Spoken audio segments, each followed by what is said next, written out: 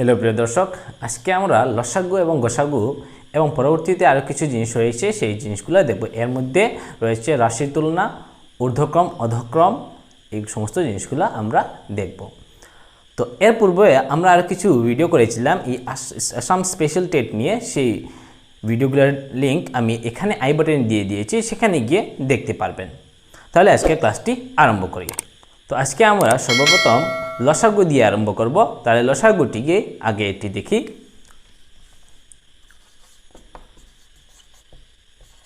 লসাগু, যাকে ইংলিশে আমরা বলি LCM, লোয়েস্ট কমন মাল্টিপল, লঘিষ্ঠ সাধারণ গুণিতক। তাহলে এখানে আমরা প্রথমে এই গণিতক জিনিসটা কি, সেই গণিতক থেকে আগে আরম্ভ করি, উল্টা থেকে মানে শেষের দিক থেকে আরম্ভ করছি, কোনো অসুবিধা নেই, বুঝতে সুবিধা হবে। গুণিতক অর্থাৎ যদি আমি দুইটা সংখ্যা নেই, এখানে 2 এবং 4, তো এই 2 এর গুণিতক কী কী হতে পারে? অর্থাৎ 2 এর গুণিতক 2 হতে পারে, যে কোনো সংখ্যা তার সেই নিজের একটি গুণিতক। 4 হবে, এরপর দিকে 6 হবে, 8 হবে, 10 হবে, ইত্যাদি ইত্যাদি। অর্থাৎ কোনো একটি সংখ্যার গুণিতক কি অসীম, মানে শেষ হবে না। সেইভাবে আমি এই 4-এর গুণিতক যদি লিখি, এই 4-এর গুণিতক 4 হবে, 8 হবে, 12 হবে, 16 হবে, ইত্যাদি ইত্যাদি। অর্থাৎ শেষ হবে না। তো এই 2-এর গুণিতক 2, 4, 6, 8, 10 ইত্যাদি ইত্যাদি, এবং এই 4-এর গুণিতক 4, 8, 12, 16 ইত্যাদি ইত্যাদি। ঠিক আছে? তো এখানে এর পরবর্তী টার্মটি সাধারণ। তো এখানে এই 2 এবং 4 এর সাধারণ গুণিতকগুলি কী কী? সাধারণ গুণিতকগুলি যদি দেখি, এখানে একটি এই 4, এখানে 4 উভয়টির মধ্যে আছে, অর্থাৎ এটি একটি সাধারণ গুণিতক। এই 8 এবং এখানে এই 8, এটি আরেকটি সাধারণ গুণিতক। যদি এইভাবে লিখি, তো এখানে 12 আরেকটি আছে, তো এই 12 এবং এই 12 কি আরেকটি সাধারণ গুণিতক। অর্থাৎ এই 2 এবং 4 এর সাধারণ গুণিতক 4, 8, 12 ইত্যাদি ইত্যাদি, শেষ হবে না। ঠিক আছে, এখন আসি এই লঘিষ্ঠর দিকে। অর্থাৎ সবচেয়ে ছোট, এই দুইটি সংখ্যার সবচেয়ে ছোট সাধারণ গুণিতকটি কি? তাহলে এই 4 যে সাধারণ গুণিতকগুলি আমি আগে লিখি, 4, 8, 12 ইত্যাদি ইত্যাদি। ঠিক আছে, শেষ হবে না। তাহলে সবচেয়ে ছোট লঘিষ্ঠ, সবচেয়ে ছোট সাধারণ গুণিতকটি কি? 4। তো এটি হচ্ছে কি লসাগু। কার লসাগু?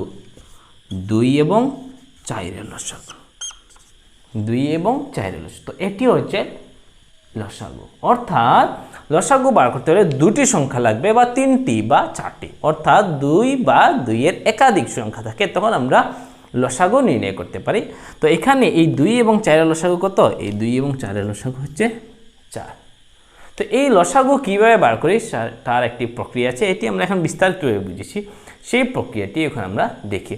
তো সেই প্রক্রিয়াটি সেই একই 2 এবং 4-এর ক্ষেত্রে দেখব কীভাবে আমরা এর লসাগুটি নির্ণয় করি। এর পরবর্তী আমরা বড় একটি সংখ্যা নেব, সেই সংখ্যাটির লসাগু নির্ণয় করব। তো সংখ্যাটি মনে করো 2 এবং 4। তো এই 2 এবং 4 এর লসাগু আমরা এইভাবে ডিরেক্টলি করতে পারি। ডিরেক্টলি এখানে এই 2 এবং 4 এই দুটি সংখ্যা কি 2 দ্বারা বিভাজ্য? তাহলে আমি 2 দ্বারা ভাগ করছি। 2 1 = 2, 2 2 = 4। ঠিক আছে, আর এখানে আর ভাগ নেই। তো অর্থাৎ এখানে যে সংখ্যা যেগুলো আসবে, এই যে আমি যে রাউন্ড দিয়েছি, এই সব সংখ্যাগুলো গুণ করলে যেটি আনসার হবে সেটি হবে লসাগু। অর্থাৎ 2 × 1 × 2, 2 × 1 × 2 = 2 1 = 2, 2 2 = 4। তো এখানে আমরা কি এবার পেয়েছিলাম কি 4 পেয়েছিলাম, একটি সংখ্যার লসাগু কি 4 পেয়েছিলাম। এখন কিছু বড় একটা সংখ্যা দেখি, 16 এবং কত নেব, 40 নিয়ে নিয়েছি। 16 এবং 40 এই দুটি সংখ্যার লসাগু কী হয়? তো সেই একই প্রক্রিয়ার মতো প্রথমে 2 দিয়ে দেখি, কারণ এতে 16 আছে, এখানে 40, উভয়টি কি 2 দ্বারা বিভাজ্য। তো 2 8 = 16, 2 2 = 4, 2 0 0। আবার 2 দিয়ে দেখব, 2 4 = 8, 2 1 = 2, 2 0 = 0। আবার 2 দিয়ে দেখব, যেহেতু 4 এবং 10 আছে, তো 2 2 = 4, 2 2 × 4, 2 5 × 10। তো এখানে এই 5 এবং 2 উভয়টি মৌলিক এসেছে, তো আর ভাগ আমরা করব না, এখানে 2 দিয়ে আবার ভাগ করার কোনো অর্থ নেই, কোনো ভাগ করা। এখন এই সংখ্যা যেগুলো আছে সেগুলো আমরা গুণ করে নিই। তো 2 2 are 4, 4 2 are 8, 8 2 are 16, 5 16 are 80, 5 ষোলো 80। অর্থাৎ এখানে এই যে 16 এবং এই যে 16 এবং 40-এর লসাগু কত হয়েছে? 80 হয়েছে। ঠিক আছে, পরবর্তীতে এখন আমরা গসাগু জিনিসটা দেখি। সেই গসাগু, এখন আমরা গসাগু বা গসাউ সেটি দেখি। গসাগু, যাকে ইংলিশে আমরা GCD অর্থাৎ গ্রেটেস্ট কমন ডিভিজর বলে থাকি। তো সেটি দুটি সংখ্যার সবচেয়ে বড় গরিষ্ঠ সাধারণ গুণনীয়ক, সেটি আমরা দেখতে একটি। নতুবা গরিষ্ঠ সাধারণ উৎপাদক কোনো এক দুটি সংখ্যা বা 2 থেকে বেশিও হতে পারে, সেই সংখ্যা 2টি বা 3টির সবচেয়ে বড় যে উৎপাদক সেটি হাইয়েস্ট কমন ফ্যাক্টর। তাহলে এটি এখন আমরা দেখি। অর্থাৎ সেম আগের মতো দুটি সংখ্যা নিয়ে নিই। তো দুটি সংখ্যা সেম 2 এবং 4ও নিয়ে নিই আমরা। সেই 2 এবং 4-এর সবচেয়ে বড় উৎপাদক, গরিষ্ঠ উৎপাদকটি কি? তো 2 নেই, তো এই 2-এর উৎপাদক কী কী হবে? 1 এবং 2। এবং 4 যদি নেই, এই 4-এর উৎপাদক কী কী হতে পারে? 1, 2 এবং 4। তো এখানে যে গরিষ্ঠ উৎপাদক, তো উৎপাদক এই 2 এবং 1, আর এই 4-এর উৎপাদক 1, 2 এবং 4। এই সাধারণ উৎপাদকটি কত? এই সাধারণ উৎপাদকটি 2। তো এখানে আমি শুধুমাত্র একটিও পেয়েছি, সাধারণ উৎপাদক শুধুমাত্র একটি পেয়েছি, তাহলে এটিও কি হয়ে যাবে? এই গরিষ্ঠ হয়ে যাবে। ঠিক আছে, গরিষ্ঠ সাধারণ উৎপাদক। অর্থাৎ গসাউ কত হবে? 2 হবে, 2 হবে। তো এতে আর কিছু বড় একটি সংখ্যা নেই। তো যে বড় সংখ্যা দুটি কথা বলেছি, সেই বড় সংখ্যা দুটি সেম আগের মতো 16 এবং 40 নিয়ে নিই। তো এখানে যে 16, এই 16-এর উৎপাদকগুলি কী কী হবে? 1 হবে, 2 হবে, 4 হবে, 8 হবে এবং 16 নিচে। তো এইগুলো হচ্ছে এই 16-এর উৎপাদক। এখন এই 40-এর উৎপাদক কী হবে? 1। তো গত দিনের ভিডিওতে বলা আছে 1 হচ্ছে যে কোনো সংখ্যার কি উৎপাদক 1। 2 হবে, 4 হবে, 5 হবে, 8 হবে, 10 হবে, এরপরে 20, এরপরে 40। তো এখানে এই 40-এর উৎপাদক 1, 2, 4, 5, 8, 10, 20, 40। তো এইগুলো হচ্ছে 40 বা 40-এর উৎপাদক। তো এখানে এই সাধারণ জিনিসটা কি? সাধারণ জিনিস অর্থাৎ এই দুটি সংখ্যার মধ্যে যে সাধারণ উৎপাদকগুলো কী কী আছে? তো সাধারণ উৎপাদক 2 আছে, 4 আছে, 8 আছে। অর্থাৎ এই 16 এবং 40 এর সাধারণ উৎপাদকগুলি হলো 2, 4, 8। 16 এখানে আছে, এখানে 16 নেই। 10 এখানে আছে, এখানে 10 নেই। একটি যে কোনো সংখ্যার উৎপাদক, সেই জন্য এখানে একটি আমি লিখছি না। ঠিক আছে, তোমরা চাইলে লিখতে পারো, কোনো অসুবিধা হবে না, কিন্তু আমি এখানে আগে লিখছি না, এখন লিখে দিয়েছি। তো 40 এখানে আছে, এখানে নেই। তো অর্থাৎ সাধারণ উৎপাদকগুলি এইগুলা। তো এখানে যে গরিষ্ঠ মানে সবচেয়ে বড় যে উৎপাদক, তো 1, 2, 4, 8 এগুলো সবচেয়ে বড় উৎপাদক কে? 8। অর্থাৎ এই 16 এবং 40 এর গরিষ্ঠ সাধারণ উৎপাদকটি কত? 8। এখন আমরা দেখব যে এই গরিষ্ঠ সাধারণ উৎপাদক কিভাবে আমরা নির্ণয় করি। এইমাত্র আমরা বুঝেছি যে গরিষ্ঠ সাধারণ উৎপাদক জিনিসটা কি। ঠিক আছে, এখন আমরা সেটি নির্ণয় করব। তাহলে সেই একই সংখ্যাটি নিয়ে নিই, 16 এবং 40, 16 এবং 40। তো এখানে যে 16 যেটি আছে, এই 16কে আমরা মৌলিক উৎপাদকে ভাঙি। তো প্রথম 2 দিয়ে, গত দিনের ভিডিওতে আমি মৌলিক উৎপাদক কীভাবে ভাঙতে হয় সেটি আমি দেখিয়ে দিয়েছি। তো এখানে সর্বপ্রথম যে 2 যে মৌলিক সংখ্যা, সেটি দিয়ে 16কে ভাগ করব যদি ভাগ হয়। ঠিক আছে, তো ভাগ হচ্ছে, গতিকে আমি ভাগ করছি। তো 2 8 = 16, তো আবার 2 দিয়ে যাবে। 2 4 = 8, 2 2 = 4। এখানে যে 40 আছে, সেই 40কেও আমরা মৌলিক উৎপাদকে ভাঙব। তো 2 2 = 4, 2 0 = 0, 2 2 1 = 2, 2 0 = 0, 2 5 = 10। এখন আমরা এই মৌলিক উৎপাদকগুলো আমরা লিখি। এখানে দেখো 1 2 3 4, অর্থাৎ 2 কতবার আসছে? 4 বার আসছে। তো 2 × 2 × 2 × 2, এবং এই 40 যেটি আছে, এই 40কে আমরা লিখতে পারি 2 × 2 × 2 × 5। এখন দেখব যে এই দুটির মধ্যে কোন কোন মৌলিক উৎপাদকগুলো দুটির মধ্যে আছে। তো এই দুই, এখানে এই দুইটি এখানে আছে কিন্তু এখানে নেই, 5 এখানে আছে এখানে নেই, অর্থাৎ এই 2 এর আরেকটি জোড়া নেই।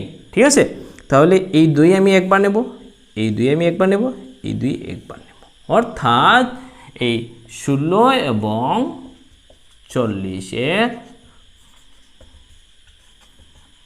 গসাউ কত? 2 × 2 × 2। এই সবগুলি গুণ দিলে কত হবে? 2 2 = 4, 4 2 = 8। তো আগেও আমরা পেয়েছি যে এই 16 এবং 40 এর গসাগু কত? 8। এখন আমরা একটি নির্দিষ্ট পদ্ধতিতে ভেঙে আমরা কি পেয়েছি? তার গসাগু কত পেয়েছি? 8 পেয়েছি। এখন এই লসাগু এবং গসাগু, লসাগু আগে লিখেছি, এই লসাগু এবং গসাগু দিয়ে কিছু সূত্র আছে, সেই সূত্রটি এখন আমরা দেখব। সেই সূত্রটি কি?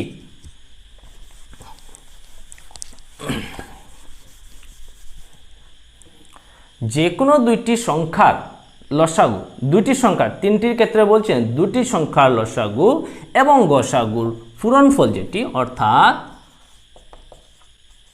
লসাগু ইন্টু গসাউ ইজ ইকুয়ালস টু সংখ্যা দুটির গুণফল, দুটির গুণফল।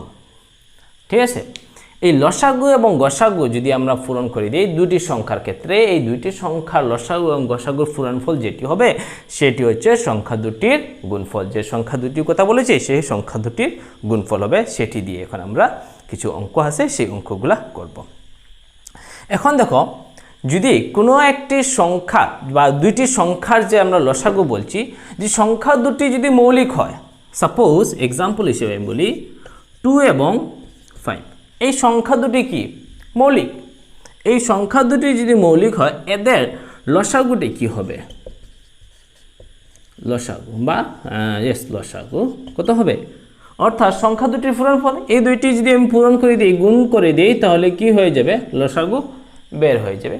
এতে আর কোনো ধরনের উৎপাদককে ভাঙতে লাগবে না। তো এই দুইটি গুণ দিলে কি হয়ে যাবে? এই লসাগু বের হয়ে যাবে। এবং গসাগুটি কি হবে? গসাগু বা গসাউ, ঠিক আছে, গসাগু বা গসাউ একই জিনিস। তো দুটি মৌলিক সংখ্যার গসাউ সর্বদা কি হয়? সর্বদা 1 হয়। এখন যদি পরস্পর মৌলিক যদি বলি, পরস্পর মৌলিকের কথা গত ভিডিওতে বলা আছে। ঠিক আছে, সাপোজ 2 9 এবং 25, এরা পরস্পর মৌলিক। 2 4 25 এরা পরস্পর মৌলিক। তো এদের লসাগুটি কি হবে? লসাগুটি কি হবে? অর্থাৎ 2 × 9 × 25 গুণ দিলে হয়ে যাবে। এই গুণ দিলে যে আনসার যেটি পাবে সেই আনসারটি কি হয়? সেই আনসারটি লসাগু হবে। অর্থাৎ 25 2 = 50 45 450, লসাগু কত হবে? 450। এবং যে গসাগু যদি কই, গসাগু বা গসাউ একই জিনিস। লসাগু বা গসাগু যদি কই তাহলে কি হবে? পরস্পর মৌলিক। তো 2 9 এবং 25 এরা পরস্পর মৌলিক, তাহলে কত হবে? 1 হবে।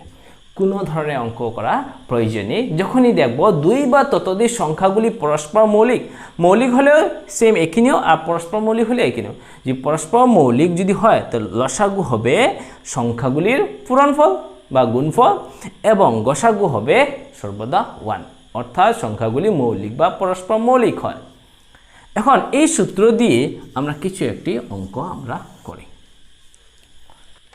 তাহলে এখন আমরা লসাগু ইন্টু গসাগু ইকুয়ালস টু সংখ্যা দুটির গুণফল, সেই সূত্র দিয়ে একটি সমাধান করি। সেই প্রশ্নটি আমি বোর্ডে লিখেছি, সেটিকে দেখি। দুটি সংখ্যার গসাগু 8, লসাগু 96, অর্থাৎ দুটি সংখ্যা আছে যে সংখ্যা দুটির গসাগু হচ্ছে 8 এবং লসাগু হচ্ছে 96, এবং একটি সংখ্যা 24, এবং এই দুটি সংখ্যার মধ্যে একটি সংখ্যা দেওয়া আছে 24 হয়, অপর সংখ্যাটি কি? তাই আরেকটি যে সংখ্যা আছে সেই সংখ্যাটি কি হবে? তো এখানে কি কি জিনিস দেওয়া আছে সেই জিনিসগুলো এখানেই। তো এই গসাগু দেওয়া আছে, কি দেওয়া আছে? গসাগু দেওয়া আছে, বা গসাগু বা গসাউ একই জিনিস, 8 দেওয়া আছে, এবং লসাগু দেওয়া আছে। লসাগু কত দেওয়া আছে? 96, এবং একটি সংখ্যাও দেওয়া আছে, একটি সংখ্যা কত? 24। তাহলে অন্য সংখ্যাটি বা অপর সংখ্যাটি কত? তাহলে এই সূত্র ব্যবহার করে আমরা করতে পারি। তো লসাগু আমরা জানি, লসাগু কত? লসাগু হচ্ছে 96 ইন্টু গসাগু কত? গসাগু হচ্ছে 8 ইকুয়ালস টু সংখ্যা দুটির গুণফল, একটি সংখ্যা হচ্ছে 24 ইন্টু আরেকটি সংখ্যা কত জানা নেই, আরেকটি সংখ্যা জানা নেই, সেই সংখ্যাটি মনে করো y, সেই সংখ্যাটি কি? y, implies y equals to কি হবে? এই 24টা গুণ আছে, তো এটি যদি আমি এদিকে নিয়ে আসি তাহলে এটি কি হবে? ভাগ হবে। উপরে কি 96 ইন্টু 8 আছে, ইকুয়ালস টু y, এই yটা আমি এখানে লিখে নিয়েছি, বীজগণিত এটি।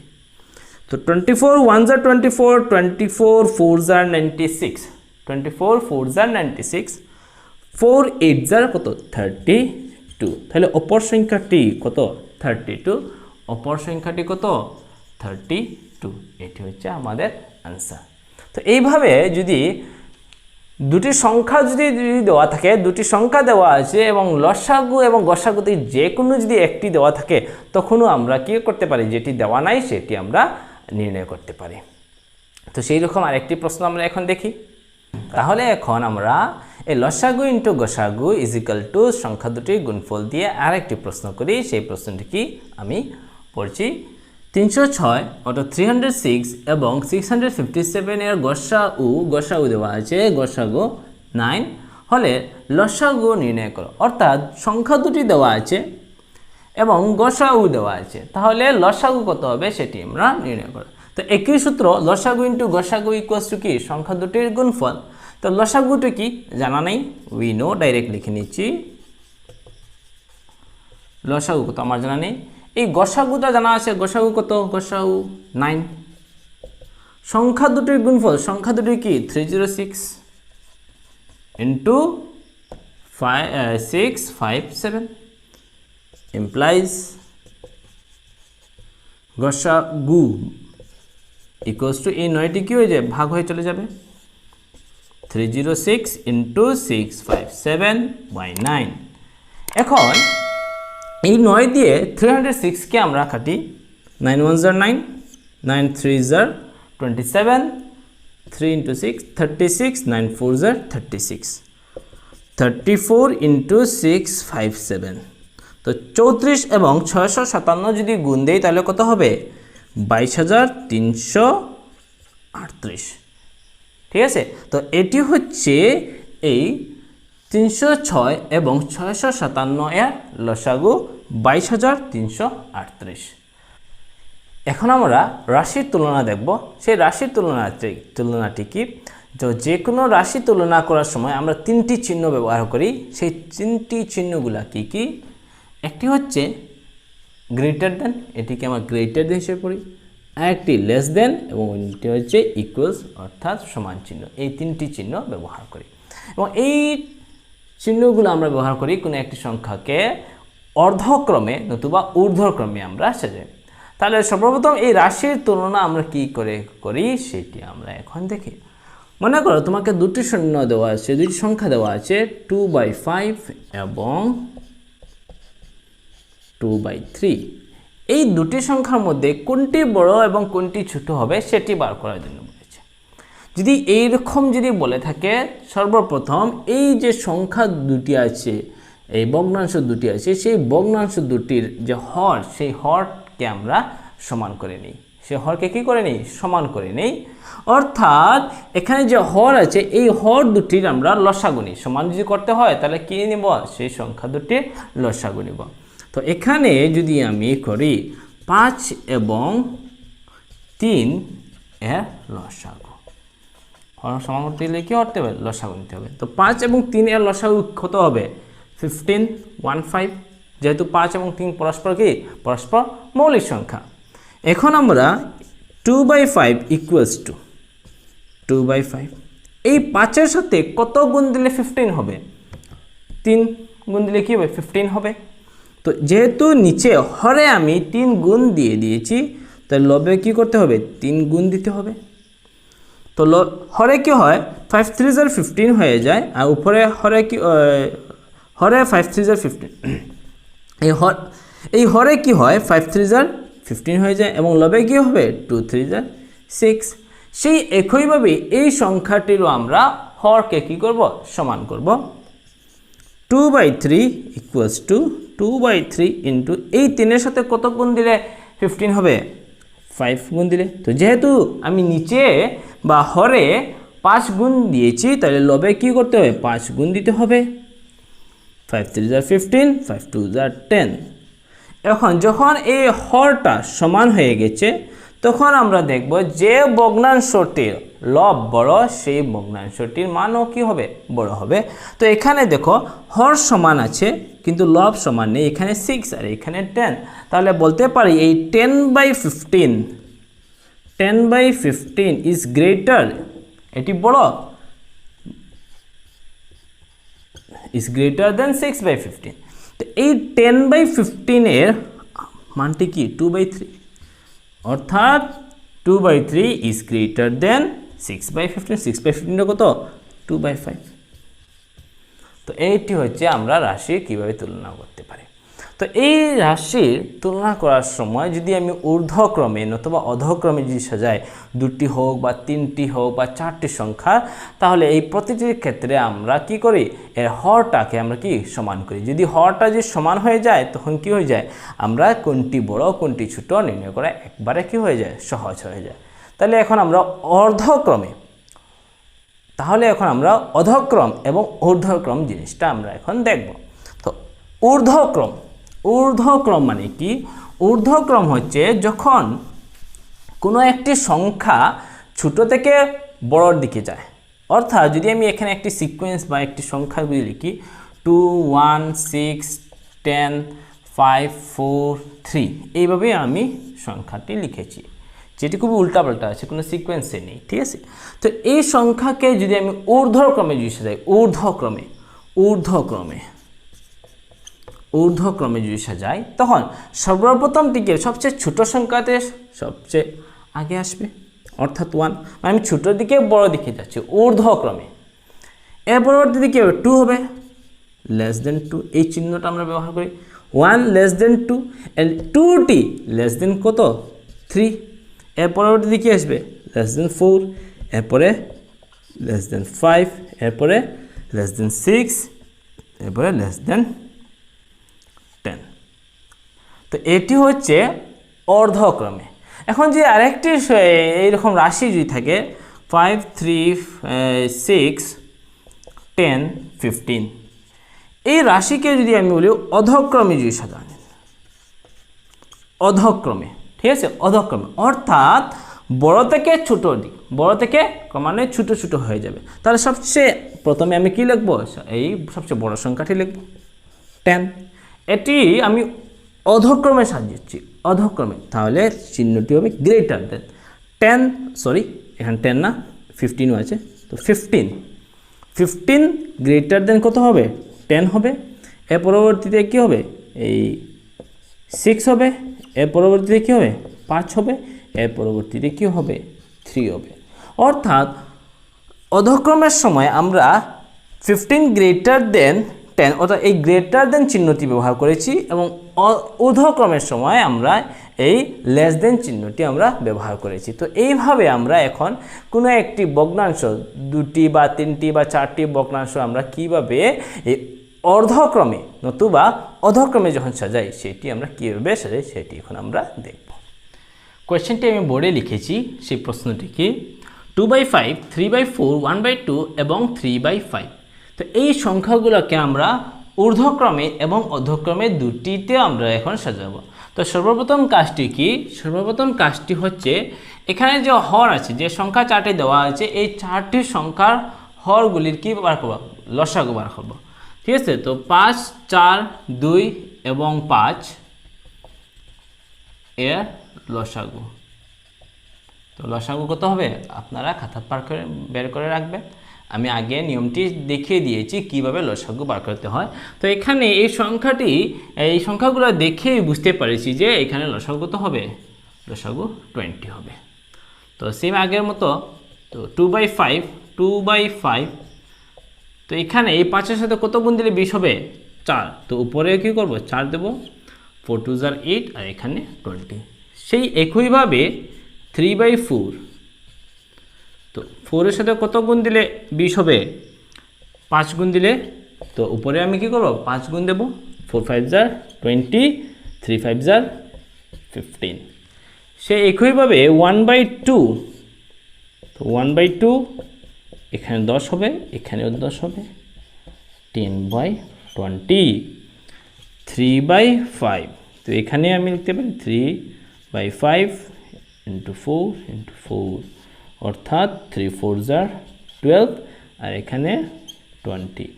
তো এখানে প্রতিটি হর কি হয়েছে? সমান হয়ে গেছে। তো তাহলে এখন আমরা আরামসে বলতে পারি কোন সংখ্যাটি বড় হবে, কোন সংখ্যাটি ছোট হবে।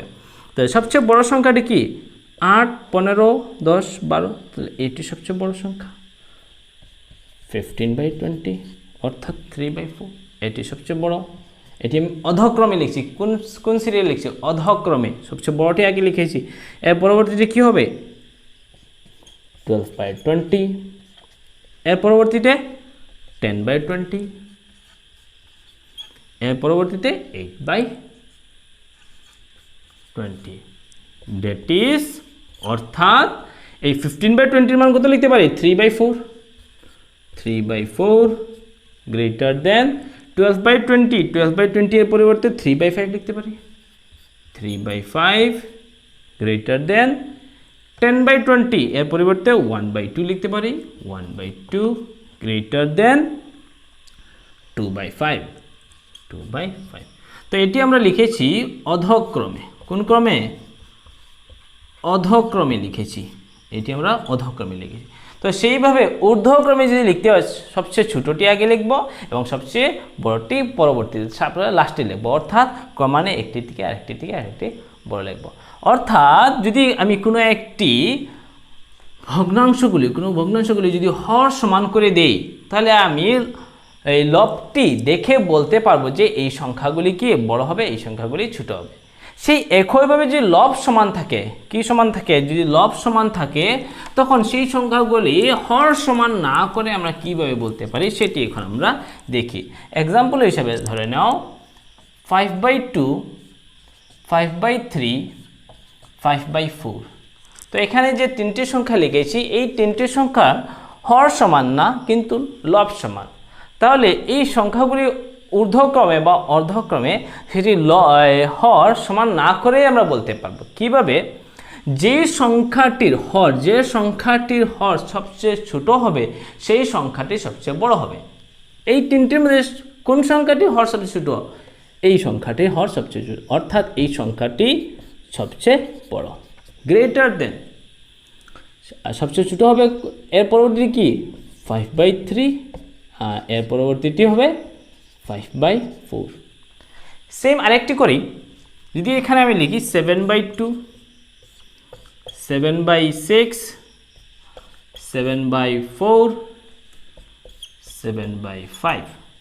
তো এখানে প্রতিটিতেও দেখো যে লব সমান কিন্তু হর সমান না। তো কোন সংখ্যাটি সবচেয়ে বড় হবে? কোন সংখ্যাটি? যে সংখ্যাটির হর সবচেয়ে ছোট। তো কোন সংখ্যাটি হর সবচেয়ে ছোট? এই সংখ্যাটি হর সবচেয়ে ছোট, অর্থাৎ 7/2 সবচেয়ে বড় হবে। এর পরবর্তী কোনটি হবে? 6 4 5, অর্থাৎ এটি হবে। এরপরে কোনটি হবে? 7/5 হবে, এরপরটি 7/6। অর্থাৎ এই চারটি সংখ্যার মধ্যে সবচেয়ে বড়টি হচ্ছে 7/2 এবং সবচেয়ে ছোট সংখ্যাটি হচ্ছে 7/6।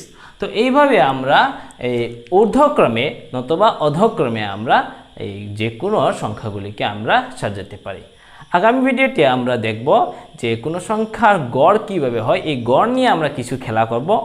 অঙ্ক করা মানে কি, এই গড় হোক বা যে কোনো জিনিস নিয়ে খেলা করা, অর্থাৎ অঙ্ক নিয়ে খেলা করা। যখনই আমরা কোনো একটি জিনিস সমাধান করি তখন অঙ্ক নিয়ে আমরা খেলা করি। যদি আপনাদের যদি কোনো ধরনের যদি অসুবিধা যদি থাকে, সেই অসুবিধাগুলি আমার এই ভিডিও কমেন্ট বক্সে জানাবে, তাহলে এই সমস্যাগুলির আমি সমাধান আগামী ভিডিওতে দেওয়ার চেষ্টা করব। এবং যে চ্যানেলটি যদি সাবস্ক্রাইব করে না থাকেন, চ্যানেলটি সাবস্ক্রাইব করে রাখবেন এবং পাশের বেল আইকনটি বাজিয়ে রাখবেন, তাহলে এর মতো ভিডিও আগামীতে আপনাদের পেতে কোনো ধরনের